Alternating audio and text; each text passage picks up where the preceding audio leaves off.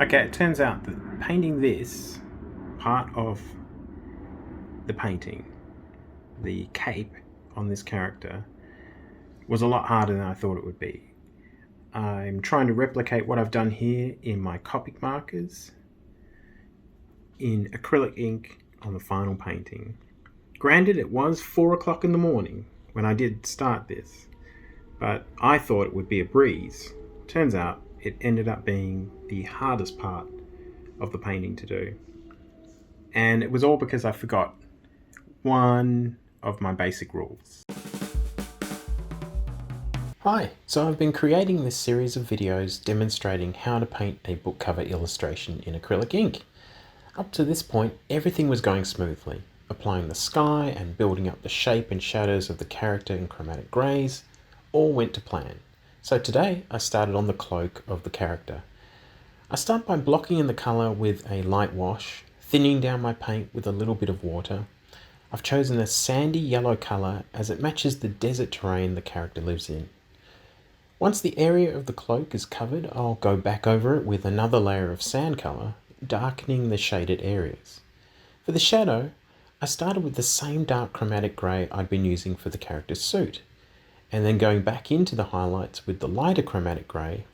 This was a bad idea and totally the wrong approach.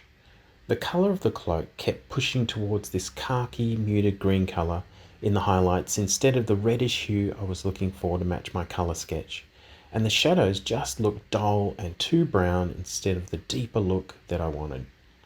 Then I must have finally started to wake up and realise what the issue was. My base mixture of paint was too yellow, and I added a touch more flame red using the De La Rowney acrylic ink.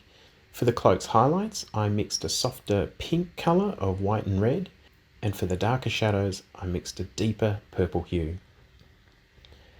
I repainted parts of it, especially around the head and shoulders, at least 3 times, each time getting closer to the look that I created in my preliminary sketch, but something still wasn't working.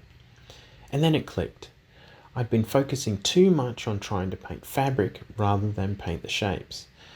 The fabric billows, undulates, and creates a huge amount of little shadows, bumps, ridges, and highlights. So instead of trying to capture it as one big piece of fabric, I just needed to focus on each individual piece, concentrating on the different angles of the shapes, which would have their own unique colour choice. This creates the illusion of 3 dimensions. Once I stopped trying to fight the image, the painting started to flow with more ease. I started to recognise that each individual part of the fabric had its own shadow, its own highlight, and secondary light source. For the larger areas that reflected the sky, I painted the pink. For shadows cast by the character and the cloak, I used the deep brown. And for the outer edges of the cloak that are in shadow, I used the deeper purple. If you're enjoying this series of videos, please share it with someone you know who it might benefit. Painting can be hard, and sometimes it's not the fact that you can't paint, but more the subject matter. So if you're interested in learning to paint through fantasy, sci-fi, comic art, all that sort of stuff that perhaps got a weird look from your classmates when you said something like, "Did you know that Yoda and Grover have the same voice?" Well, then some of what I do might be for you. Thanks for watching. Check out the free guide and other links in the description below, and I'll see you next time.